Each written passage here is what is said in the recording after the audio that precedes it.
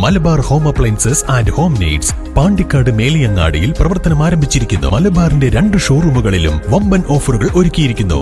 എല്ലാ പർച്ചേസിനും 5% മുതൽ 60% വരെ ഡിസ്കൗണ്ട്. ആരോരുമില്ലാത്ത വയോധികയ്ക്ക് വീട് നിർമ്മിച്ചു നൽകിയ ജനകീയ കൂട്ടായ്മ. എടപ്പറ്റ വെള്ളിയഞ്ചേരിയിലെ ജനകീയ കൂട്ടായ്മയാണ് പ്രദേശവാസിയായ വയോധികയ്ക്ക് വീട് നിർമ്മിച്ചു നൽകിയത്.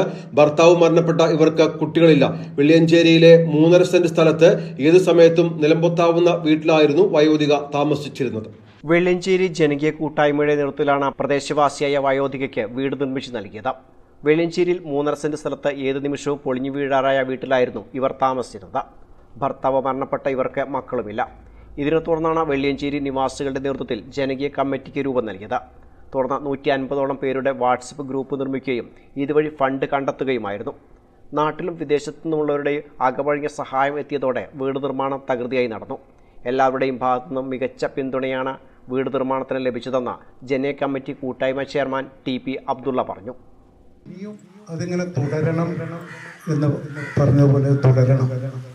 നമ്മുടെ പാവപ്പെട്ടവരെ നമ്മൾ കണ്ടുപിടിച്ച് ജാതി രാഷ്ട്രീയ ഭേദമന്യേ എല്ലാവരും കൈകോർത്തുകൊണ്ട് തളർന്നവരെ കൈപിടിച്ചുയർത്തുവാൻ എല്ലാവരും സന്നദ്ധരാകുക എന്നുള്ളതാണ് ഇതിൻ്റെ പ്രധാന ലക്ഷ്യം.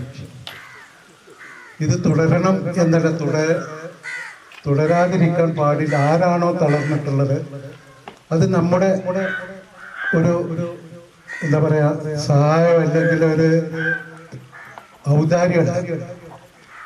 ഇതിന് അർഹതപ്പെട്ടവർക്ക് നമ്മുടെ മാലിന്യം ഈ 2 മാലിന്യത്തിൽപ്പെട്ട ആരാണോ ജാതിഭേദമില്ല അവരുടെ അവകാശമാണ്. അത് നമ്മൾ ചെയ്തു കൊടുക്കുക എന്നുള്ളതാണ് നമ്മുടെ ഉത്തരവാദിത്വം.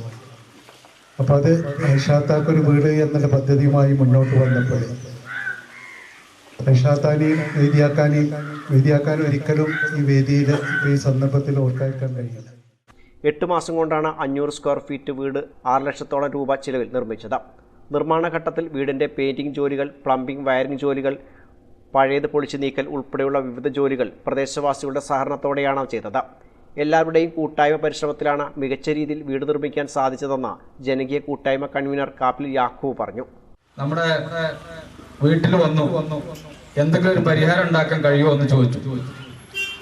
അപ്പൊ ഞാൻ അതിന് ഒരു ജനകീയ കൂട്ടായ്മയുടെ നേതൃത്വത്തിൽ ഒരു യോഗം വിളിക്കാൻ തീരുമാനിച്ചു. ആ യോഗത്തിൽ തന്നെ 40ഓളം ആളുകൾ പങ്കെടുത്തു. ഒരു 6 ലക്ഷം റുപ്യയുടെ എസ്റ്റിമേറ്റ് തയ്യാറാക്കി ഒരു 500 സ്ക്വയർ ഫീറ്റിന്റെ വീട് വെക്കാൻ ആലോചിച്ചു. എല്ലാവരുടെയും നിസ്സീമമായ സഹകരണം അതുമായി ബന്ധപ്പെട്ട് ലഭിച്ചു. അതേപോലെ തന്നെ റോമ കെയർ പ്രവർത്തകര് ആദ്യ നടപടി എന്നുള്ള നിലക്ക് അസിയുടെയും ഷെരീഫിന്റെയൊക്കെ നേതൃത്വത്തിൽ ഈ വീട്, പഴയ വീട്, ദ്രവിച്ച വീട് പൊളിച്ചു മാറ്റി. പിന്നെ അതിന് ശേഷം വർക്കുകൾ ആരംഭിച്ചു.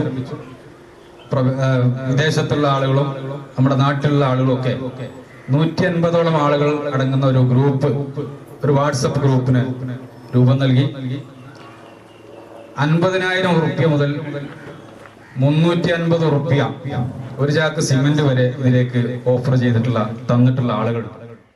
ചടങ്ങിൽ വാർഡ് മെമ്പർ ഹസീന റാഫി, ജനകീയ കൂട്ടായ്മ treasurer T P. Shanavas, K P. Rafi, T. Abubakar, Kappil Moosa Haji, K. Usman, T. Bakkar തുടങ്ങിയവർ പ്രസംഗിച്ചു. News bureau, Melattur.